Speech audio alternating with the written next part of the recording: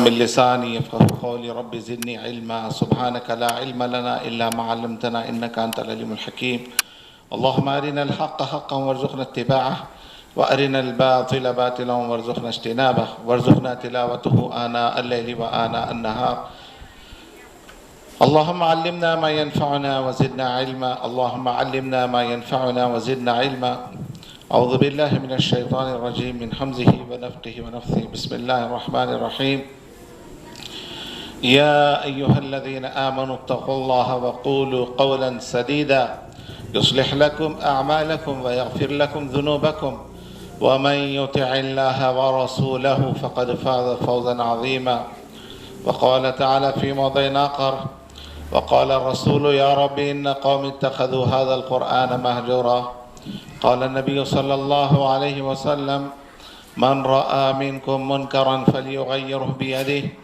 فإن لم يستطع فبلسانه فإن لم يستطع فبقلبه ذلك أضعف الإيمان ہر طرح کی بڑائی بزرگی برتری اللہ وحدہ لا شریک کے لیے ہے بے شمار صلاۃ و سلام ہو سارے نبیوں اور رسولوں پر بکثرت رحمت للعالمین خاتم النبیین محمد رسول اللہ صلی اللہ علیہ وسلم کی ذات اقدس پر اللہم صلی علی محمد وعلی آل محمد وبارک وسلم۔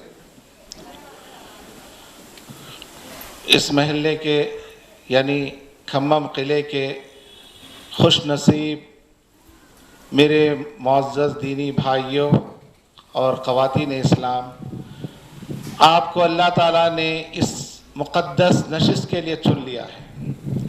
یہ بڑی سعادت مندی ہے، ہر ایک کو نصیب نہیں ہوتی۔ اللہ نے آپ کو اس پورے محلے میں منتخب کیا ہے۔ اللہ اکبر۔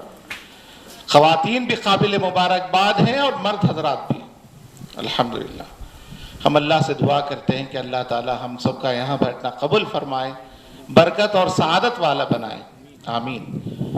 ہم یہاں بیٹھے ہیں دین کی باتیں سننے کے لیے، قال اللہ و قال رسول کا پیغام سننے کے لیے۔ یہ کوئی معمولی بات نہیں ہے۔ اور ابھی آپ کے سامنے استقبال رمضان کے بارے میں کافی باتیں آپ نے سنی اور سنیں گے۔ رمضان کے آمد کے بعد بھی آپ کے سامنے روزے سے متعلق کافی باتیں آئیں گی، قرآن مجید کے متعلق، قرآن کے فضائل، روزے کے فضائل کے متعلق کافی باتیں آئیں گی۔ اسلام کے جو احکام ہیں تدریجاً آئے، ون بائی ون آئے، اسٹیپ بائی اسٹیپ آئے۔ غار حرا میں پہلی وحی کے موقع پر نہیں کہا گیا کہ آج سے 5 وقت کی نماز فرض ہے، رمضان کے روزے آج سے فرض کر دیے گئے، نہیں کہا گیا۔ زکوٰۃ کی فرضیت نہیں بتائی گئی، حج کی فرضیت نہیں بتائی گئی۔ بتایا گیا کہ تم اپنے رب سے تعلق کو جوڑ لو، تم اپنے مالک کے حقیقی سے اپنے تعلق کو جوڑ لو، تمہارے سارے مسائل حل انشاءاللہ۔ اگر تم توڑ رکھو گے تو تم اس دنیا میں بھی ذلیل اور آخرت میں بھی ذلیل۔ اور اللہ تعالیٰ نے اہل ایمان کو بڑی پیاری نصیحت کی، اے وہ لوگوں جو ایمان لائے ہو اللہ کا تقوی اختیار کرو۔ یا ایھا الذین آمنوا اتقوا اللہ وقولوا قولا سدیدا۔ زبان سے جب بھی کوئی بات کرو تو ٹھیک ٹھیک بات کرو، سچی بات کرو، درست بات کرو، سامنے والے کے دل کو ٹھیس نہ پہنچنے والی بات کرو۔ قولوا قولا سدیدا۔ قول سدید، سچی بات کرنے کا فائدہ کیا ہوگا؟ اللہ تعالیٰ تمہارے اعمال کو درست کر دے گا۔ یصلح لکم اعمالکم۔ اور اعمال جب ہم عمل خیر کرنے لگیں گے، عمل خیر کی برکت سے اللہ تعالیٰ وَيَغْفِرْ لَكُمْ ذُنُوبَكُمْ، اللہ ہم کو عمل خیر کی بھی توفیق دیں گے انشاءاللہ، اور عمل خیر اللہ تعالیٰ قبول کر کے ہمارے گناہوں کو بخش دیں گے انشاءاللہ۔ وَمَنْ يُطِعِ اللَّهَ وَرَسُولَهُ، جو اللہ اور اس کے رسول کی بات کو مانے گا، فقد فاز فوزا عظیما، اس نے دنیا کی سب سے بڑی کامیابی حاصل کر لی۔ آپ ایک چھوٹے بچے سے پوچھئے، بیٹا اتنی محنت کیوں کر رہے ہو تم؟ اتنا کیوں پڑھ رہے ہو؟ کہے گا میں فرسٹ رینک لانے کے لیے، اسٹیٹ ٹاپر بننے کے لیے، اسکول ٹاپر بننے کے لیے، پورے ڈسٹرکٹ کا ٹاپر بننے کے لیے محنت کر رہا ہوں۔ دنیا کی معمولی سی کامیابی کے لیے اتنی محنت، تو آخرت کی کامیابی کے لیے میں اور آپ نے کیسی محنت کی، ذرا غور کریے. مجھے اور آپ کو بہت زیادہ محنت کرنا ہے، اور رمضان آ رہا ہے ہماری آخرت کو سنوارنے کے لیے، بنانے کے لیے، سدھارنے کے لیے. رمضان کھانے پینے کا مہینہ نہیں ہے، کم کھانے پینے کا مہینہ ہے. افسوس ہم نے رمضان کو سمجھا نہیں صحیح معنی میں. ہمارے غیر مسلم ساتھی کہتے ہیں، میں خود کالج میں پڑھاتا ہوں، لیکچرر ہوں نارائنا کالج میں، وہ لوگ کہتے ہیں جب بھی رمضان شروع ہونے والا ہوتا ہے، عربک سر حلیم پنڈگا، حلیم کی عید آ گئی. ہم نے دین کا صحیح تعارف نہیں کرایا، ہم نے بس کھانے پینے کا نام دین سمجھ رکھا ہے، جبکہ ہم کو رمضان میں کم کھانے کا حکم دیا گیا. اور رمضان دراصل آ رہا ہے ٹریننگ دینے کے لیے. ہم سب اللہ کے دین کی فوج ہیں، ہم سب اللہ کے دین کی فوج ہیں، اور اللہ تعالیٰ نے اللہ کی فوج کے لیے کامیابی اسی وقت مقدر کر رکھی ہے. الا ان حزب اللہ هم الغالبون. تم لوگ کب غالب رہو گے؟ جبکہ اللہ کے دین کی مدد کرو گے. اور اللہ کے دین کی مدد، اللہ کے دین پر عمل کرنا، اللہ کے بتائے ہوئے طریقے کے مطابق زندگی گزارنا، اور اس کو پھیلانا، اس کو بھٹکی ہوئی انسانیت تک پہنچانا، یہ دین کی تعلیم ہے اور یہی دین کا تقاضا ہے. لیکن ہم نے دین اسلام کا صحیح جیسے تعارف کرانا ہے نہیں کرایا. آج عبادتیں محض رسمن رہ گئی ہیں، لیکن اس کی روح تک نہ ہم پہنچے اور نہ پہنچنے کی کوشش کر رہے ہیں. ہمارے معاشرے کا بگاڑ کا سب سے بڑا سبب یہی ہے. نماز کا مقصد تقوی آنا، روزے کا مقصد تقوی آنا، زکوٰۃ کا مقصد، زکوٰۃ کی ادائیگی کا مقصد تقوی آنا، حج کی ادائیگی کا مقصد زندگی میں تقوی آنا. تقوی کیسے آتا؟ تھوڑا سا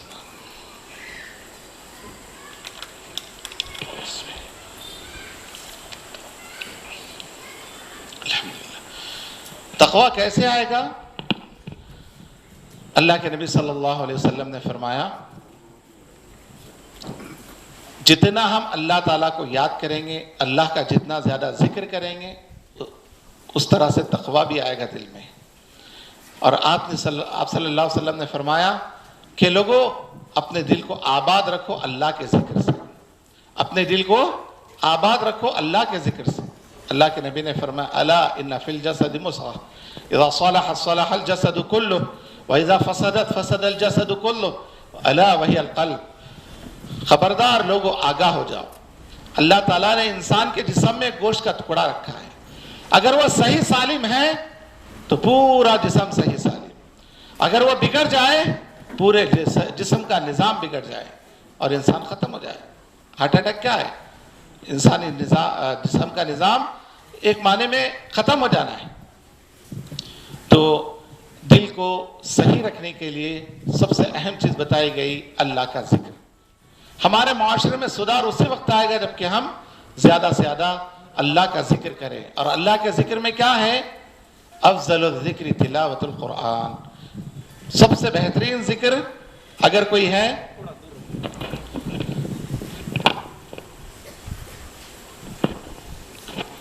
سب سے بہترین اگر کوئی ذکر ہے تو قرآن مجید کی تلاوت ہے. قرآن مجید کی تلاوت ہے. ہم زیادہ سے زیادہ قرآن مجید کو سال کے 12 مہینے پڑھیں، صرف رمضان کی حد تک نہیں. رمضانی مسلمان قطان نہ بنے. اللہ تعالیٰ نے اصول بتایا، وَلَا تَمُوتُنَّ إِلَّا وَأَنْتُمْ مُسْلِمُونَ. ایمان والو تقوی اختیار کرو جیسا کہ تقوی اختیار کرنے کا حق ہے، اور زندگی کے آخری سانس تک حالت ایمان پر قائم رہو. اور حالت ایمان پر قائم کیسے رہیں گے ہم؟ جب اللہ کے کلام سے زیادہ محبت کریں گے. محبت کا تقاضا کیا ہے؟ روزانہ قرآن مجید کی تلاوت کی جائے. اور میں تو اکثر یہ کہتا ہوں کہ ہم 30 پارے کے حافظ نہیں بنے تو نہیں بنے، کم از کم قرآن مجید کی 30 سورتوں کے حافظ ہم میں سے ہر مرد عورت کو بننا چاہیے. قرآن مجید کی 30 سورتوں کے حافظ ہر مسلمان مرد اور عورت کو بننا چاہیے، تاکہ ہم صلاۃ اللیل میں پڑھ سکیں زیادہ سے زیادہ. آج ہماری عمریں 30 سال 40 سال 50 سال ہو گئی ہیں. مردوں کو بھی وہی ہے الم ترا سے والناس تک یاد ہے, خواتین کو بھی اتنی ہی صورتیں 10 صورتیں آخری کی یاد ہیں. ہماری عمریں بڑھ رہی ہیں لیکن ایمان جیسا بڑھنا ہے نہیں بڑھ رہا ہے. اور ایمان کیسے بڑھے گا؟ الذین اذا ذکر اللہ وَإِذَا تُلِيَتْ عَلَيْهِمْ آیَاتُهُ زَادَتْهُمْ ایمانا. قرآن مجید کی تلاوت اور قرآن مجید کی سماعت کے ذریعے ایمان بڑھنے لگتا ہے. زادتہ ایمانا, اللہ تعالیٰ نے فرمایا ایمان بڑھنے لگتا ہے. اگر ہم اپنے ایمان میں بڑھوتگی لانا چاہتے ہیں, اپنے دل کو اپنے دل میں حقیقی معنی میں سکون لانا چاہتے ہیں, کثرت سے قرآن مجید کی ہم تلاوت کریں. اور رمضان سے قرآن مجید کا خاص تعلق ہے. شہر رمضان الذی انزل فیہ القرآن, رمضان کا مہینہ وہ ہے جس میں قرآن مجید نازل کیا گیا. اور روزہ اور قرآن کا خاص ایک دوسرے سے تعلق ہے. اللہ کے نبی صلی اللہ علیہ وسلم نے فرمایا الصیام والقرآن یشفعان للعبد یوم القیامہ. قرآن اور صیام روزہ دونوں بندے کے حق میں سفارش کریں گے رب العالمین کے دربار میں. اللہ اکبر, کتنی بڑی سعادت مندی ہے. دیکھیے تو ہم کو قرآن مجید روزانہ پڑھنا ہے, قرات بھی کرنا ہے, سماعت بھی کرنا ہے. کوئی اچھے قاری ہیں تو ان کی قرات سنیں. ہم قرآن کو اچھی سے اچھی آواز میں پڑھنے کی کوشش کرنا ہے, تجوید سے پڑھنا ہے اور ترجمے کے ساتھ پڑھنا ہے, تفسیر کے ساتھ پڑھنا ہے. یقین جانیے قرآن ہم جتنا زیادہ پڑھیں گے خشیت الہی ہمارے دل میں اتنا زیادہ ہوگی انشاءاللہ. تقویٰ ہمارے دل میں آئے گا. صحابہ اکرام کی زندگیاں قرآن کی ایک ایک آیت پر عامل ہیں. اللہ اکبر, ایک ایک آیت پر عمل کیا کرتے تھے اور ایک ایک آیت کو سمجھ کر پڑھا کرتے تھے. سبحان اللہ, ایک دو نہیں بے شمار واقعات ہم کو ملتے ہیں کہ صحابہ اکرام نے قرآن مجید کو کیسے سمجھا. ابھی آپ کے سامنے بتایا گیا فَإِنْ آمَنُوا بِمِثْلِ مَا آمَنْتُمْ بِهِ فَقَدْ اهْتَدَوْا. اسلام معاشرے کے لیے یہ آیت ایک کلیدی حیثیت رکھتی ہے کہ اگر ہم اپنی ذات میں اصلاح لانا چاہتے ہیں تو اپنے آپ کو صحابہ اکرام کی طرح بنانے کی کوشش کریں. صحابہ جیسا ایمان لائے تھے, صحابہ نے جس طرح سے کردار کو حسن کردار اپنایا, حسن اخلاق کو اپنایا, اسی طرح اگر ہم بھی اپنائیں گے تو یقیناً ہم بھی ایک کامیاب مومن قرار پائیں گے اللہ تعالیٰ کے نزدیک. اگر ہم گزشتہ رمضان جس طرح سے گزرا یہ بھی رمضان اسی طرح سے گزرے تو کوئی فائدہ نہیں ہے. گزشتہ رمضان جیسے گزرا اس سے اچھا زیادہ سے زیادہ ابھی سے ایک پلان بنائیں, ایک ٹارگٹ بنائیں کہ گزشتہ رمضان سے 1000 درجے بہتر انشاءاللہ ہمارا یہ رمضان رہے گا انشاءاللہ, جو ہماری زندگی میں تبدیلی لائے گا, جو ہماری زندگی میں ایک طرح کی ایک نئی روح, ایک نئی جان لائے گا, جو ہمارے رب کو راضی کرنے والا ہوگا ہمارا عمل انشاءاللہ. تو رمضان آیا ہے کم سے کم کھانے کے لیے اور زیادہ سے زیادہ غرباء اور فقراء کو کھلانے کے لیے. اور ہم نے صحیح معنی میں سمجھا ہی نہیں رمضان کیا ہے. اللہ کے نبی صلی اللہ علیہ وسلم نے فرمایا کم من صائم لیس له صیام الا الظما وکم من قائم لیس له قیام الا السحر. کتنے ہی ایسے روزدار ہیں جنہیں روزے سے کوئی فائدہ حاصل نہیں ہوتا سوائے بھوکے اور پیاسے رہنے کے, اور کتنے ہی ایسے رت جگہ کرنے والے, رات میں جاگ کر عبادت کرنے والے ہیں جنہیں رات میں جاگ کر عبادت کرنے سے کوئی حاصل نہیں ہوتا سوائے رات میں جاگنے کے. تو روزہ ہماری زندگی میں تقویٰ لانے والی عبادت ہے. یہ جو تقویٰ ہم دن بھر اپنے آپ کو یعنی متقی بنائے رکھتے ہیں, چاہے گرمی 50 ڈگری کیوں نہ ہو جائے, کیا مجال کہ آدمی تو آدمی چھوٹا بچہ بھی اپنے حلق سے نیچے ایک پانی کا خطرہ گرانا پسند نہیں کرتا. کیوں؟ کہیں میرا رب مجھے دیکھ کر ناراض نہ ہو جائے میرے اس عمل سے. اللہ اکبر, سبحان اللہ. یہ تقویٰ ہے. یہی تقویٰ زندگی کے ہر قدم پر رہنا چاہیے, زندگی کے ہر موڑ پر رہنا چاہیے. روزہ یہی اسپرٹ کے لیے اللہ تعالیٰ نے رکھا ہے. اور ہم کو روزانہ ایسے وقت حکم دیا گیا سحری کرنے کا جبکہ ہم وہ وقت کھانا نہیں کھاتے. اللہ کے نبی نے فرمایا تسحروا فإن فی السحور برکہ.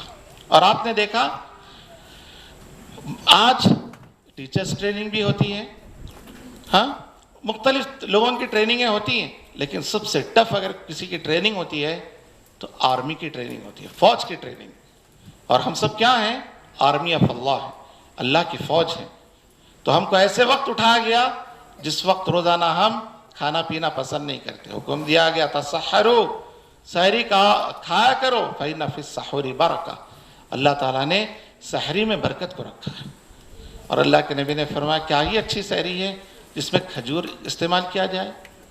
اور پھر اللہ کے نبی نے ایک حدیث میں فرمایا میری امت اس وقت تک خیر پر رہے گی جب تک کہ وہ سحر کو بالکل آخری وقت کرے گی اور افطار کو جلد سے جلد کرے گی. جیسے ہی غروب آفتاب ہوا افطار ہو جانا چاہیے، تاخیر نہیں ہونی چاہیے. اور یہ دونوں اتنے بابرکت وقت ہیں، دعاؤں کی قبولیت کے وقت ہیں. حل من مستغفر، ہے کوئی بندہ یا بندی جو مجھ سے جو ہے استغفار طلب کرے، میں اس کے گناہوں کو بخش دوں، معاف کر دوں. حل من سائل، ہے کوئی بندہ یا بندی مجھ سے مانگنے والا یا مانگنے والی جو مجھ سے مانگے میں اس کی مراد کو پوری کر دوں. اللہ تعالیٰ سحر کے وقت یہ آسمان دنیا پر آ کر منادی کرتے ہیں، آواز لگاتے ہیں. ایسے وقت اگر ہم تہجد نہ پڑھیں اور گپ شپ میں رہیں، بیکار کاموں میں لغویات میں رہیں تو یہ ہماری بد نصیبی ہوگی. ہم کو چاہیے سحر کے وقت بھی تہجد کا اہتمام کریں. اگر آپ نے قیام اللیل کیا، تراویح کی پڑھ لی کچھ، یعنی 2 رکعت 4 رکعت، کبھی رات کے آخری حصے میں بھی پڑھنے کی کوشش کریے. سحر کے وقت دعاؤں کی قبولیت کا وقت ہے. لیکن ہمارا حال یہ ہے کہ سحر کے وقت بھی ہم اپنے وقت کا صحیح استعمال نہیں کرتے اور افطار کے وقت عید کی تیاری میں لگ جاتے ہیں، شاپنگ کی تیاری میں. اور کچھ ہماری مائیں بہنیں افطاری بنانے میں لگ جاتی ہیں. یاد رکھیے جتنا آپ اچھے سے اچھا کھانا پکانا ہے رمضان سے پہلے پکائیے یا عید کے بعد، لیکن رمضان میں سیدھے سادی چیزیں استعمال کریے. اس میں صحت بھی انشاءاللہ اچھی رہے گی، وقت بھی بچے گا، اور ہماری زندگی کا عین مقصد کھانا پینا نہیں ہے، اللہ کی یاد ہے، اللہ کی بڑائی بیان کرنا ہے، اللہ کا ذکر کرنا ہے. اگر ہم قرآن مجید کو نہیں پڑھیں گے تو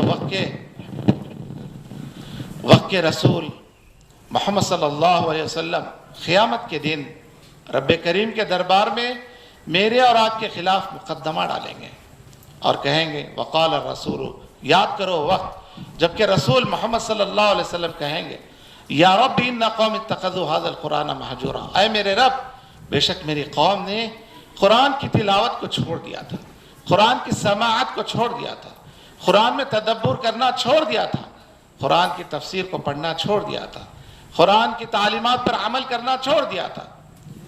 آج ہم نے اسلام کو صحیح سمجھا نہیں، اور اسلام کو صحیح سمجھنے کے 2 ہی ذرائع ہیں، قرآن اور حدیث.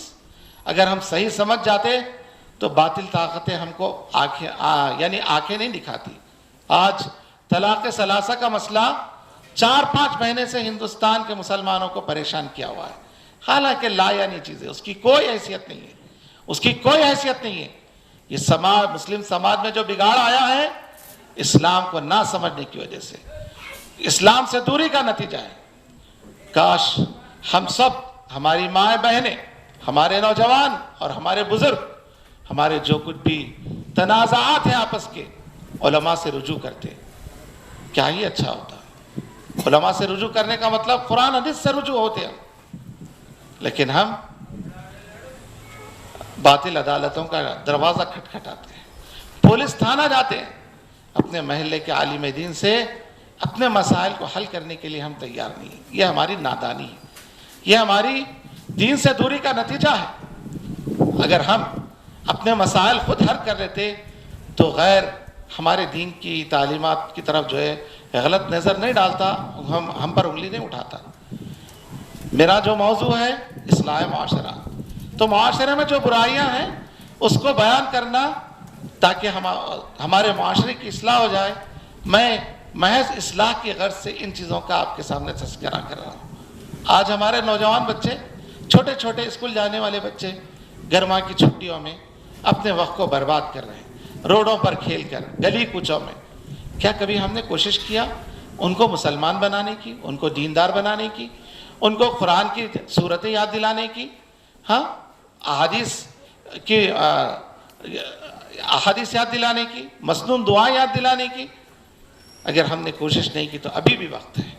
رمضان آ رہا ہے ہم کو صحیح مسلمان بنانے کے لیے، ہم کو زیادہ سے زیادہ اپنے دامن کو نیکیوں سے بھر لینے کے لیے اللہ تعالیٰ نے رمضان ہم کو عطا کیا ہے۔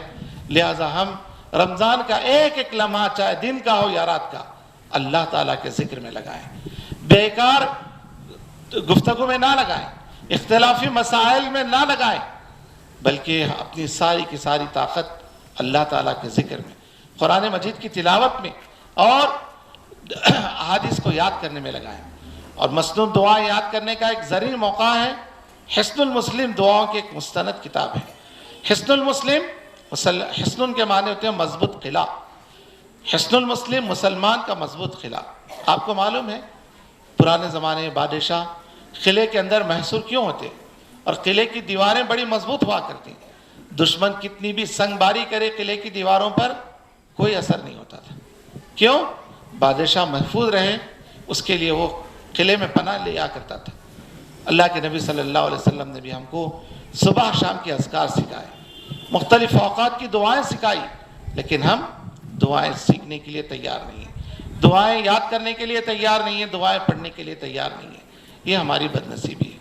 صحابہ کرام کس طرح سے قرآن کی ایک ایک آیت پر عمل کرتے تھے، میں ایک واقعہ آپ کے سامنے بتا دوں کہ وہ کون سی طاقت جس کی وجہ سے دنیا کی ساری باطل قومیں ان سے تھراتی تھی۔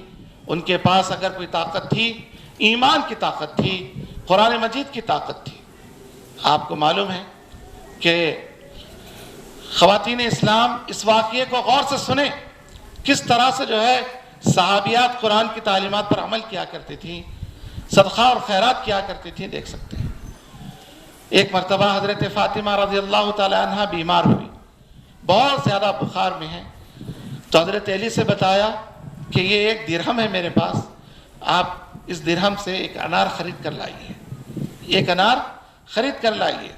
اور انار جنت کا پھل ہے، بخار میں آدمی کا بدن بہت گرم ہو جاتا ہے، انار ایک ٹھنڈا پھل ہے، اگر وہ کھائیں گے تو شاید بخار کی حدت، گرمی کم ہو جائے گی اور بخار ختم ہو جائے گا انشاءاللہ۔ حضرت علی رضی اللہ تعالیٰ بازار سے لے کر انار گھر کی طرف جا رہے ہیں، ایک سائل مانگ رہا ہے، کہہ رہا ہے کہ میں کئی دن سے بھوکا ہوں، اللہ کے نام پر مجھے کچھ دو۔ حضرت علی جب یہ بات سنے فوری اسی جگہ رک گئے، اور حضرت علی کی ذہن میں یہ آیت بار بار ٹکرائی، من جاء بالحسنۃ فلہ عشر امثالھا، جو ایک نیکی کرے گا اللہ تعالیٰ کم سے کم اس کو 10 دیں گے، واللہ یضاعف لمن یشاء، اللہ جسے چاہتا ہے بڑا چڑھا کر بھی عطا کرتا ہے ثواب۔ سبحان اللہ، کم سے کم 10 سے لے کر 70 سے لے کر 700 تک، جیسا کہ ایک فرض نماز کا ثواب 70 فرض نمازوں کے برابر بتایا گیا، رمضان کی ایک فرض نماز کا ثواب 70 فرض نمازوں کے برابر۔ اللہ اکبر۔ 1 روپیہ اگر ہم خلوص نیت سے اللہ کے راستے میں دیں گے تو اس کا ثواب 70 سے 700 تک۔ حضرت علی رضی اللہ تعالیٰ عنہ نے سوچا اگر میں یہ انار دے دوں اس کو تو حضرت فاطمہ کو کیا جواب دوں گا، حضرت فاطمہ نے منگایا ہے یہ، اور اگر یہ نہ دوں تو کل اللہ قیامت کے دن مجھ سے پوچھے گا، اے علی تم میرے بندے کے سامنے سے گزر رہے تھے، میرا بندہ میرے نام سے مانگ رہا تھا تم سے، تمہارے ہاتھ میں انار تھا، تو کیا میں جواب دوں گا اس وقت؟ اور دوں گا حضرت فاطمہ کیا بولوں؟ یاد رکھیے صدقہ اور خیرات، زکوٰۃ ادا کرنے سے ہم پر آنے والی بلائیں، مصیبتیں، بیماریاں ٹل جاتی ہیں، دور ہو جاتی ہیں انشاءاللہ۔ حضرت علی رضی اللہ تعالیٰ نے ہمت کر کے وہ ایک انار دے دیے، اور نماز کے بعد گھر گئے۔ حضرت فاطمہ بالکل پہلے کی سے کہیں زیادہ اچھی نظر آئیں، ان کے جسم پر کوئی بخار، کوئی بیماری کے آثار نظر نہیں آئے۔ کچھ دیر کے بعد معلوم یہ ہوا کہ جو اللہ کے راستے میں خیرات کرے گا اللہ تعالیٰ اس کو کم سے کم 10 دے گا، اور دنیا میں بھی عزت، صحت اور دولت عطا کرے گا۔ سبحان اللہ۔ من جاء بالحسنۃ فلہ عشر امثالھا۔ قرآن کی ایک آیت پر کیسا عمل کیا دیکھیں حضرت علی، ایسا بے شمار آیتوں پر صحابہ اکرام نے عمل کیا، ہر آیت پر جو ایک نیکی کرے گا کم سے کم 10 ملیں گے اس کو۔ حضرت علی رضی اللہ تعالیٰ عنہ گھر میں بیٹھے، کچھ دیر کے بعد ایک انصاری صحابی حضرت علی کے دوست، ان کو معلوم نہیں کہ حضرت علی نے ایک انار اللہ کے راستے میں دیا ہے، 10 انار بڑے اپنے تھالے میں غلام کے ذریعے بطور تحفہ حضرت علی کی خدمت میں بھیج رہے ہیں، جاؤ میرے دوست حضرت علی کو دے آؤ۔ غلام کا جی للچایا، اس نے دیکھا کہ کتنے اچھے انار ہیں، ایک چھپا لیں گے اور 9 حضرت علی کو دے دیں گے۔ لے گیا اور بتایا کہ آپ کے دوست نے آپ کو یہ 9 انار دیے ہیں بطور تحفہ ہدیہ۔ حضرت علی نے یہ 9 انار دے کر کہا یہ میرے نہیں ہیں، یہ کسی اور کے ہوں گے، میرے تو 10 انار ہیں، میرے تو 10 انار ہیں، 9 کسی اور کے ہو سکتے ہیں۔ نعوذ باللہ من ذالک، کس سے؟ حضرت علی کا علم غیب نہیں ہے، بلکہ حضرت علی کا قرآن کی آیت پر ایمان دیکھیے، اس کی طرف میں اشارہ کر رہا ہوں۔ آج میرا اور آپ کا بھی ایمان اسی طرح سے ہونا چاہیے، تب یہ دنیا کی باطل طاقتیں ہم سے ڈرنے لگیں گی، کانپنے لگیں گی۔ کیوں؟ ہمارے پاس قرآن جیسی عظیم دولت ہے، حدیث جیسی عظیم نعمت ہے، اس کے باوجود آج ہم ذلیل ہو رہے ہیں۔ کیوں؟ ہم نے اس نعمت کی قدر نہیں کی جیسے کرنا ہے۔ حضرت علی رضی اللہ تعالیٰ نے صدقہ کیا، سب سے بڑا فائدہ کیا؟ قرآن کی آیت پر عمل کیا، انہوں نے قرآن کی آیت پر ایمان رکھا۔ سبحان اللہ، کیا آج میرا اور آپ کا ایمان قرآن کی آیت پر اس طرح سے ہے؟ انفاق کی، خرچ کرنے کی، صدقہ اور خیرات اور زکوٰۃ دینے کی آیت پر میرا اور آپ کا ایمان ہے؟ نہیں ہے تو ہونا چاہیے۔ تیسری چیز، اللہ تعالیٰ صدقہ اور خیرات کے ذریعے بلائیں مصیبتوں کو ٹال دیتے ہیں۔ حضرت فاطمہ پہلے سے کہیں زیادہ اچھی ہو گئی، بیماری ختم ہو گئی۔ چوتھی چیز، اللہ تعالیٰ دنیا میں بھی اجر دینے کا وعدہ کیا ہے۔ پانچویں چیز، آخرت میں بھی اللہ تعالیٰ اجر عطا کرنے کا وعدہ کیا ہے۔ سبحان اللہ، ہم سب اللہ کے بندے ہیں، بندگی کا تقاضا یہ ہے کہ رب کے حضور سر بسجود ہو جائیں، رب کے ہر حکم پر فدا ہو جائیں، یہی بندگی کا تقاضا ہے۔